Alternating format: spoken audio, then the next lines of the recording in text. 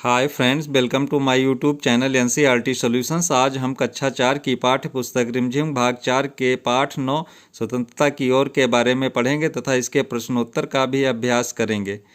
यह पाठ सुमित्रा सेन गुप्ता जी के द्वारा लिखित है। इसका अनुवाद मनीषा चौधरी ने किया है। तो शुरू करते हैं आज का अपना पाठ, स्वतंत्रता की ओर।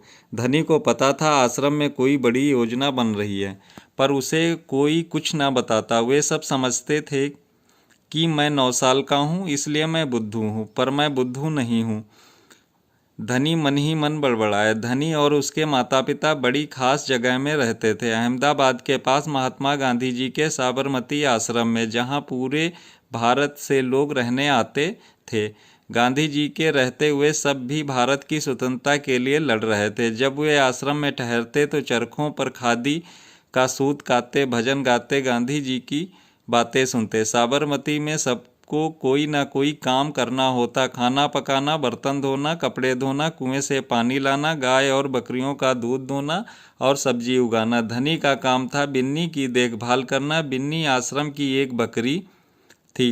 धनी को अपना काम पसंद था क्योंकि बिन्नी उसकी सबसे अच्छी दोस्त थी। धनी को उससे बातें करना अच्छा लगता था। उसी दिन सुबह धनी बिन्नी को हरी घास खिलाकर उसके बर्तन में पानी डालते हुए बोला, कोई बात जरूर है बिन्नी। वे सब गांधी जी के कमरे में बैठकर बात करते हैं। कोई योजना बनाई जा रही है, मैं सब समझता हूँ। बिन्नी ने घास चबाते हुए सिर हिलाया, जैसे कि वह धनी की बात समझ रही हो। धनी को भूख लगी थी। कूदती फांती बिन्नी को लेकर वह रसोई घर की तरफ चला। उसकी माँ चूल्हा फूंक रही थी और कमरे में धुआं भरा रहा था। अम्मा, क्या गांधी जी कहीं जा रहे हैं? उसने पूछा। खांसते हुए माँ बोली, वे सब यात्रा पर जा रहे हैं। यात्रा? कहाँ जा रहे हैं? धनी ने सवाल किया। समुद्र के पास कहीं। अब सवाल पूछना बंद करो और जाओ यहाँ से। धनी अम्मा जरा गुस्से में बोली, पहले मुझे खाना पकाने दो। धनी सब्जी की क्यारियों की तरफ निकल गया, जहाँ बूढ़ा बिंदा आलू खोद रहा था। बिंदा चाचा धनी उसके पास बैठ गया। आप भी यात्रा पर जा रहे हैं क्या? बिंदा ने सिर हिलाकर मना किया। उसके कुछ बोलने से पहले धनी ने उतावले होकर पूछा, कौन जा रहे हैं? कहाँ जा रहे हैं? क्या हो रहा है? बिंदा ने खोदना रोक दिया और कहा, तुम्हारे सब सवालों का जवाब दूंगा, पर पहले इस बकरी को बांधो, मेरा सारा पालक चबा रही है। धनी बिन्नी को खींच कर ले गया, पास के नींबू के पेड़ से बांध दिया। फिर बिंदा ने उसे यात्रा के बारे में बताया। गांधी जी और उसके कुछ साथी गुजरात में पैदल चलते हुए डांडी नाम की जगह पर समुद्र के पास पहुंचेंगे। शहरों गांव से होते हुए पूरा महीना चलेंगे। डांडी पहुंचकर वे नमक बनाएंगे। नमक? धनी चौंक कर उठ बैठा। नमक क्यों बनाएंगे? वह तो किसी भी दुकान से खरीदा जा सकता है। हाँ, मुझे मालूम है। बिंदा हंसा। पर महात्मा जी की एक योजना है। या तो तुम्हें पता ही है कि वह किसी बात के विरोध में ही यात्रा करते हैं या जुलूस निकालते हैं, है ना? हाँ, बिल्कुल सही। मैं जानता हूँ, वे ब्रिटिश सरकार के खिलाफ सत्याग्रह के जुलूस निकालते हैं, जिससे कि उनके खिलाफ लड़ सकें और भारत स्वतंत्र हो जाए। पर नमक को लेकर विरोध क्यों कर रहे हैं? यह तो समझदारी वाली बात नहीं है। बिल्कुल धनी, क्या तुम्हें पता है कि हमें नमक पर कर देना पड़ता है? अच्छा। धनी हैरान रह गया। नमक की ज़रूरत सभी को है, इसका मतलब है कि हर भारतवासी, गरीब से गरीब भी यह कर देता है। बिंदा चाचा ने आगे समझाया, लेकिन यह तो सरासर अन्याय है। धनी की आंखों में गुस्सा था। हाँ, यह अन्याय है। इतना ही नहीं, भारतीय लोगों को नमक बनाने की मनाही है। महात्मा गांधी जी ने ब्रिटिश सरकार को कर हटाने को कहा, पर उन्होंने यह बात ठुकरा दी। इसलिए उन्होंने निश्चय किया है कि वे डांडी चलकर जाएंगे और समुद्र के पानी से नमक बनाएंगे। 1 महीने तक पैदल चलेंगे। धनी सोचकर परेशान हो रहा था। गांधी जी तो थक जाएंगे। वे डांडी बस या ट्रेन से क्यों नहीं जा सकते? क्योंकि वे इस लंबी यात्रा पर डांडी तक पैदल जाएंगे तो यह खबर फैलेगी, अखबारों में फोटो छपेगी, रेडियो पर रिपोर्ट जाएगी और पूरी दुनिया के लोग यह जान जाएंगे कि हम अपनी स्वतंत्रता के लिए लड़ रहे हैं। और ब्रिटिश सरकार के लिए यह बड़ी शर्म की बात होगी। गांधी जी बड़े ही अक्लमंद हैं, है ना? धनी की आंखें चमकी। बिंदा ने हंसकर कहा, हाँ, वह तो है ही। दोपहर को जब आश्रम में थोड़ी शांति छाई, धनी अपने पिता को ढूंढने निकला। गांधी जी गायों को देख रहे थे। फिर वह सब्जी के बगीचे में मटर और बंद गोभी देखते हुए बिंदा से बात करने लगे। धनी और बिन्नी लगातार उनके पीछे पीछे चल रहे थे। अंत में गांधी जी अपनी झोपड़ी की ओर चले। बरामदे में चरखे के पास बैठकर उन्होंने धनी को पुकारा, यहाँ आओ बेटा। धनी दौड़कर उनके पास पहुंचा। बिन्नी भी साथ में कूदती हुई आई। तुम्हारा क्या नाम है बेटा? धनी बापू। और यह तुम्हारी बकरी है? जी हाँ, यह मेरी दोस्त बिन्नी है जिसका आप रोज़ सुबह दूध पीते हैं। धनी गर्व से मुस्कुराया, मैं इसकी देखभाल करता हूँ। बहुत अच्छा, गांधी जी ने हाथ हिलाकर कहा। अब यह बताओ धनी कि तुम और बिन्नी सुबह से मेरे पीछे क्यों घूम रहे हो? मैं आपसे कुछ कहना चाहता हूँ। धनी थोड़ा घबराया। क्या मैं आपके साथ डांडी चल सकता हूँ? हिम्मत करके उसने कह डाला। गांधी जी मुस्कुराए। तुम अभी छोटे हो बेटा, डांडी तो बहुत दूर है। तुम्हारे पिता जैसे नौजवान ही मेरे साथ चल पाएंगे। पर आप तो नौजवान नहीं हैं। धनी बोला। आप नहीं थक जाएंगे? मैं बहुत अच्छे से चलता हूँ, गांधी जी ने कहा। मैं भी बहुत अच्छे से चलता हूँ। धनी भी अकड़ गया। हाँ ठीक है, कुछ सोचकर गांधी जी बोले, मगर एक समस्या है। अगर तुम मेरे साथ जाओगे तो बिन्नी को कौन देखेगा? इतना चलने के बाद मैं तो कमज़ोर हो जाऊंगा। इसलिए जब मैं वापस आऊँगा तो मुझे खूब सारा दूध पीना पड़ेगा, जिससे कि मेरी ताकत लौट आए। यह बात तो ठीक है। बिन्नी तभी खाती है जब मैं उसे खिलाता हूँ। धन्नी ने प्यार से बिन्नी का सिर सहलाया। और सिर्फ मैं जानता हूँ कि इसे क्या पसंद है। बिल्कुल सही। तो क्या तुम आश्रम में रहकर मेरे लिए बिन्नी की देखभाल करोगे? गांधी जी प्यार से बोले।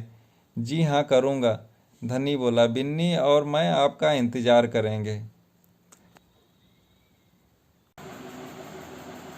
चलिए शुरू करते हैं पाठ के प्रश्नोत्तर। प्यारे बापू, इस कहानी को पढ़कर तुम्हें बापू के बारे में कई बातें पता चली होंगी। उनमें से कोई 3 बातें यहाँ लिखो। उत्तर। गांधी जी रोज़ सुबह आश्रम में टहलते थे और उसके बाद चरखा कातते थे। वे ब्रिटिश सरकार के गलत निर्णयों का विरोध करते थे। अपने देशवासियों को अपना हक दिलाना चाहते थे। वे धनी जैसे छोटे बच्चे की बात भी गौर से सुनते थे और उन्हें अच्छे ढंग से अपनी बात समझाते थे। चूल्हा। धनी की माँ चूल्हा फूंक रही थी। धनी की माँ खाना पकाने के लिए चूल्हे का इस्तेमाल करती थी। नीचे कुछ चित्र बने हैं, इनके नाम पता करो और लिखो। इनमें से कौन कौन से ईंधन का इस्तेमाल किया जाता है? तुम्हारे घर में खाना पकाने के लिए इनमें से किसका इस्तेमाल किया जाता है? उत्तर। स्टोव में मिट्टी का तेल इस्तेमाल किया जाता है। हाथ से बनाए मिट्टी के चूल्हे में लकड़ी का इस्तेमाल किया जाता है। गैस स्टोव में एलपीजी गैस का इस्तेमाल होता है। भट्ठी में कोयले का इस्तेमाल होता है। कहानी से आगे। नीचे कहानी में आए कुछ शब्द लिखे हैं। कक्षा में 4-4 के समूह में एक एक चीज़ के बारे में पता करो। स्वतंत्रता, सत्याग्रह, खादी, चरखा। तुम इस काम में अपने दोस्तों, बड़ों से शब्दकोश या पुस्तकालय से सहायता ले सकते हो। जानकारी इकट्ठा करने के बाद कक्षा में इसके बारे में बताओ। उत्तर। स्वतंत्रता। अपने देश में आज़ादी के साथ रहना, किसी दूसरे देश का हस्तक्षेप न होना। सत्याग्रह। सत्य के लिए आग्रह, अर्थात सही बात मनवाने के लिए हट करना। खादी। चरखे पर सूत काटकर बनाया गया घरेलू मोटा कपड़ा। चरखा। सूत या धागा काटने का लकड़ी का एक उपकरण। आगे की कहानी। गांधी जी ने धनी से कहा, क्या तुम आश्रम में रहकर मेरे लिए बिन्नी की देखभाल करोगे? धनी ने गांधी जी की बात मान ली। जब गांधी जी डांडी यात्रा से लौटे होंगे तब आश्रम में क्या क्या हुआ होगा? आगे की कहानी सोच कर लिखो। उत्तर। जब गांधी जी डांडी यात्रा से लौटे होंगे तब आश्रम में उनका भव्य स्वागत हुआ होगा। आश्रम के लोग उनसे डांडी यात्रा के बारे में पूछे होंगे। गांधी जी ने उन्हें सब कुछ बताया होगा। कहानी से। धनी ने गांधी जी से के समय करना क्यों ठीक नहीं समझा? उत्तर, गांधी जी आश्रम में रोज सुबह पैदल घूमते थे, इसलिए उनसे मिलना आसान था। मैं उन्हें अकेला पकड़ पाना बहुत मुश्किल था। धनी बिन्नी को कैसा करता था? उत्तर, बिन्नी को हरी हरी खिलाता था, उसके में पानी डालता था, उससे मैं घुमाता था, उससे बात करता था। धनी को कैसा होगा कि मैं कोई योजना जा रही है? उत्तर, गांधी जी के कमरे में लोगों को मुद्रा में बातें मुशवरा करते हुए धनी को ऐसा लगा होगा कि वे कोई योजना बना रहे हैं। कहानी, धनी यात्रा पर जाने के लिए क्यों उत्सुक था? अगर तुम धनी की जगह होते, क्या तुम यात्रा पर जाने की जिद करते? धनी यात्रा पर जाने के लिए इसलिए उत्सुक था क्योंकि वह देश की स्वतंत्रता की लड़ाई में भाग लेना चाहता था, गांधी जी को अपना सहयोग देना चाहता था। अगर मैं धनी की जगह होता तो मैं भी यात्रा पर जाने की जिद करता, क्योंकि धनी की तरह मैं भी जागरूक हूँ। हाँ, गांधी ने धनी को न जाने के लिए कैसे मनाया? क्या तुम गांधी जी के तर्क से सहमत हो? क्यों? गांधी जी ने धनी से कहा कि वह उनके लिए बिन्नी की देखभाल करें, जिससे कि दांडी से लौट कर आने के बाद वह उसका खूब सारा दूध पीकर ताकतवर महसूस करें। धनी को गांधी जी की यह बात बिल्कुल खुच गई और वह रुक गया। हाँ, मैं गांधी जी के तर्क से सहमत हूँ। आश्रम के सभी लोगों को कोई ना कोई काम करना होता था। धनी बिन्नी की देखभाल करने के लिए आश्रम में रह गया। बिन्नी की देखभाल करना भी एक काम था, ताकत के लिए। गांधी जी ने कहा, जब मैं वापस आऊँगा तो मुझे खूब सारा दूध पीना पड़ेगा, जिससे कि मेरी ताकत लौट आए। बताओ, खूब सारी ताकत और अच्छी सेहत के लिए तुम क्या क्या खाओगे पियोगे? अंकुरित दाल, मीठा दूध, गरम समोसे, रसीला आम, करारे गोलगप्पे, गर्मा गर्म साग, कुरकुरी मक्के की रोटी, ठंडी आइसक्रीम, खुशबूदार दाल, रंग बिरंगी टॉफ़ी, मसालेदार अचार, ठंडा शरबत। उत्तर, अंकुरित दाल, मीठा दूध, रसीला आम, मक्के की रोटी, दाल, साग, शरबत, आइसक्रीम।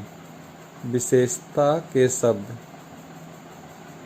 अभी तुमने जिन खाने पीने की चीज़ों के नाम पढ़े हैं उनकी विशेषता बता रहे हैं ये सब। चटपटी, मीठा, गरम, ठंडा, कुरकुरी आदि। नीचे लिखी चीज़ों की विशेषता बताने वाले शब्द सोच कर लिखो। गर्मा गर्म हलवा, हरे भरे पेड़, थोड़ा नमक, लाल चींटी, सफ़ेद पत्थर, नया कुर्ता, पुराना चश्मा, तिरंगा झंडा, चांद की बिंदी। नीचे लिखे शब्दों को सही जगह पर लगाओ। उत्तर, धुआं धुआं, कुआं कुआं, फूंक फेंक, कहा कहाँ, स्वतंत्र स्वतंत्र, बाध बांध, माँ माँ, गाँव गाँव, बंद गोभी बंद गोभी, इंतजार इंतजार, पसंद पसंद।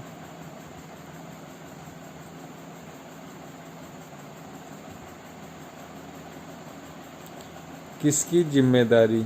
धनी को बिन्नी की देखभाल करने की जिम्मेदारी दी गई थी।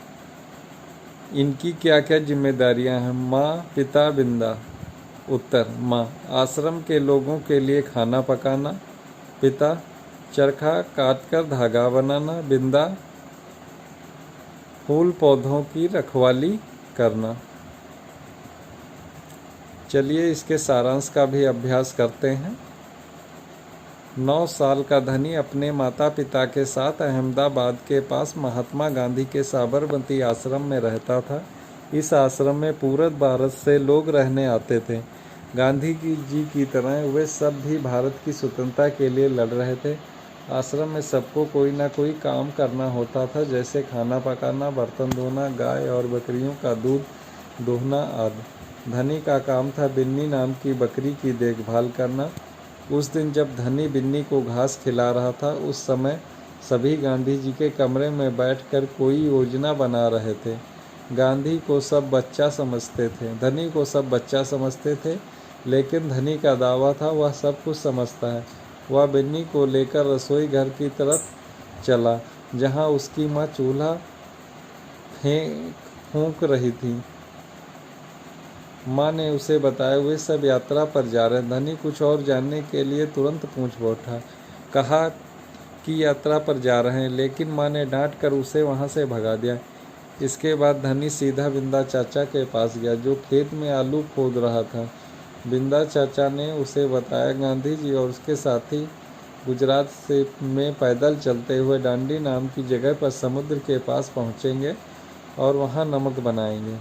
नमक के नाम पर धनी चौंक उठा। उसकी नज़र में नमक जब दुकान में मिल रहा है तो उसे बनाने की ज़रूरत नहीं।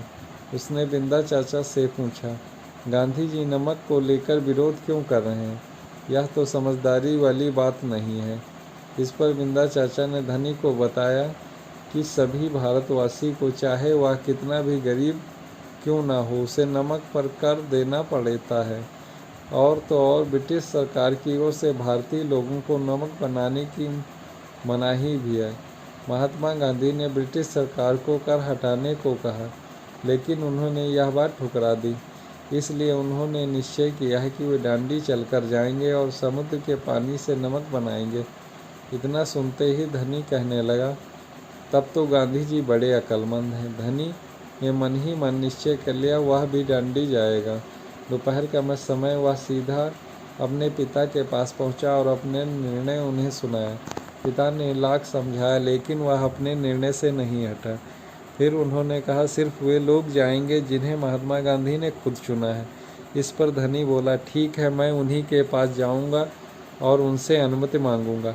अगले दिन धनी सुबह सुबह गांधी जी को ढूंढने निकला।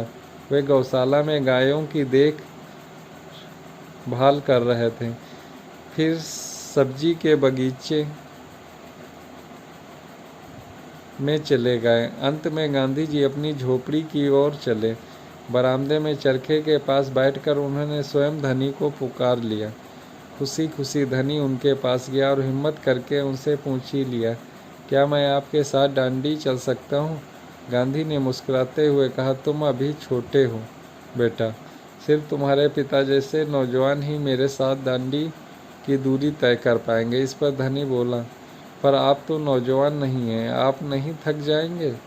गांधी जी कुछ सोच कर बोले, अगर तुम मेरे साथ जाओगे तो बिन्नी की देखभाल कौन करेगा? इतना चलने के बाद मैं तो कमज़ोर हो जाऊंगा, इसलिए जब मैं वापस आऊंगा तो मुझे खूब सारा दूध पीना पड़ेगा, जिससे कि मेरी ताकत लौट आए। धनी गांधी जी की बात तुरंत समझ गया। उसने कहा, ठीक है, मैं आपके लिए बिन्नी की देखभाल करूंगा और आपका इंतज़ार भी। प्यारे दोस्तों, इस वीडियो को अपने दोस्तों तथा अपनी कक्षा के सहपाठियों के साथ ज़्यादा से ज़्यादा मात्रा में शेयर करें तथा हमारे चैनल NCERT सॉल्यूशंस होम को सब्सक्राइब करना ना भूलें। नमस्कार दोस्तों।